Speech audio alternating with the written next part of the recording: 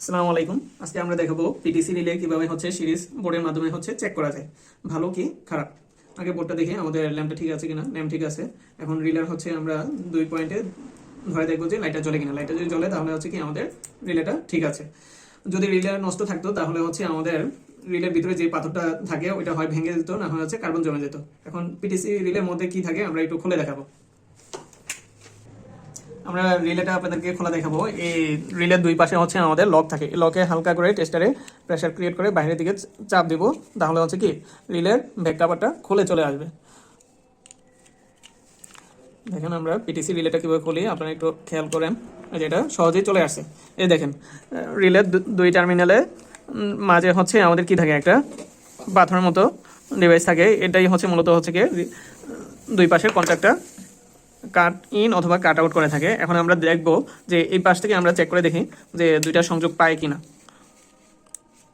অর্থাৎ এই পিটিসি রিলের পাথরটা যদি ভালো থাকে তাহলে কি আমাদের বাল্বটা জ্বলবে, আর যদি ভালো না থাকে সেক্ষেত্রে বাল্বটা জ্বলবে না।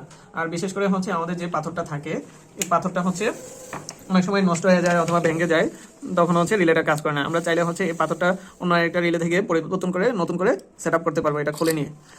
এই যে এই পাথরটাই মূলত যে আমাদের ডিভাইসটা পরিপূর্ণভাবে কাজ করে থাকে। এটা লাগানোর সিস্টেম নর্মালি এই পয়েন্টগুলো লাগানোর পরে হালকা করে ভিতরে চাপ দিয়ে ঢুকিয়ে দিলে, ভেঙে গেলে নতুন আরেকটা যদি আমাদের থাকে তখন লাগিয়ে দিলে কি আমাদের রিলেটা ঠিক হয়ে যাবে। এই কাভারটা লাগানোর সিস্টেম দেখেন, যে প্রান্তে আমাদের টার্মিনাল পয়েন্টগুলো লাগবে এই গ্যাপটা আমরা দেখে বরাবর আগে লক অনুসারে বসিয়ে দেবো আস্তে করে। আমাদের কাজ মোটামুটি কমপ্লিট। Thank you. আসসালামু আলাইকুম। আমরা আজকে দেখাবো সিরিজ টেস্ট বোর্ডের মাধ্যমে কিভাবে রিলে পরীক্ষা করতে হয়। আগে দেখি সিরিজ টেস্ট বোর্ড ঠিক আছে কিনা। ল্যাম্পটা ঠিক আছে, তাহলে আমরা রিলের দুইটা টার্মিনালের দুই প্রান্তে ধরবো। ধরার পরে যদি দেখি আমাদের আলো জ্বলছে তাহলে কি আমাদের রিলেটা ঠিক আছে। যদি আলোটা না জ্বলতো তাহলে আমাদের রিলেটা নষ্ট। আসসালামু আলাইকুম। আপনাদেরকে আজকে দেখাবো সিরিজ টেস্ট বোর্ডের মাধ্যমে কিভাবে টাইমার পরীক্ষা করতে হয়। যেমন এখানে আমাদের যে টাইমারটা আছে, টাইমারে পয়েন্ট তিনটা পয়েন্ট আছে, 1, 4, 3, 2। সবগুলা পয়েন্ট প্রথমে আমরা চেক করব। প্রথমে 3 এবং 2 দেখলাম কোনো লাইট জ্বলতেছে না। 3-এর সাথে আবার 4 দেখলাম, এই দুইটা লাইট জ্বলতেছে। হ্যাঁ, তারপর 3 আর 1 দেওয়ার পরে আমাদের কি টাইমার মোটরটা চলতেছে। তাহলে 3 আর 1 কি আমাদের কয়েলের সংযোগ।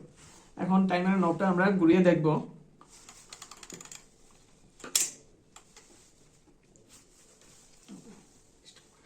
ধীরে ধীরে ঘুরাবো। লং টাইম ঘোরানোর পরেও যখন দেখি কি অবস্থা হয়। 3 এবং 4-এ এখনো সংযোগটা আছে, সংযোগের কোনো পরিবর্তন হয়নি।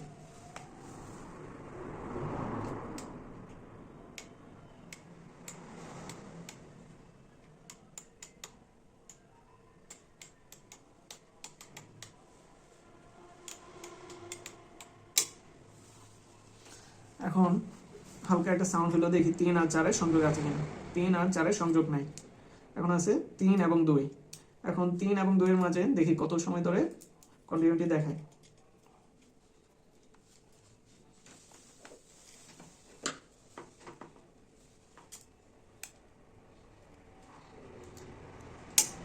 তিন এবং 2-এর সাথে স্বল্প সময় ধরে কন্টিনিউটি ছিল অথবা আমাদের লাইটের কানেকশনটা ছিল। তার মানে 3 আর 4 কি আমাদের কম্প্রেসরের লাইন, আর 3 এবং 2 আমাদের হিটার পয়েন্ট। অর্থাৎ 4 নম্বর পয়েন্টে লং টাইম ধরে কন্টিনিউটি দেখাবে, আর 2 নম্বর পয়েন্ট অথবা হিটার পয়েন্টে কন্টিনিউটি খুব কম সময় দেখাবে, অথবা আমাদের সিরিজ ড্যাশবোর্ডের লাইটটা কম সময় ধরে জ্বলবে। এই ছিল আমাদের টাইমারের পরীক্ষা। আচ্ছা, আমরা এখন দেখব সিরিজ বোর্ডের মাধ্যমে কিভাবে রান ক্যাপাসিটর পরীক্ষা করা যায়। হ্যাঁ, দেখি সিরিজ লাইনটা ঠিক আছে।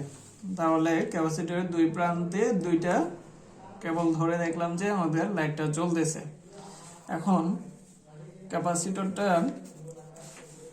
একটা লোহার পাতে লাগানোর পরে যদি স্পার্ক করে তাহলে আমাদের ক্যাপাসিটরটা ঠিক আছে। সবাই দেখবেন যে সিরিজ বোর্ডের মাধ্যমে কিভাবে হচ্ছে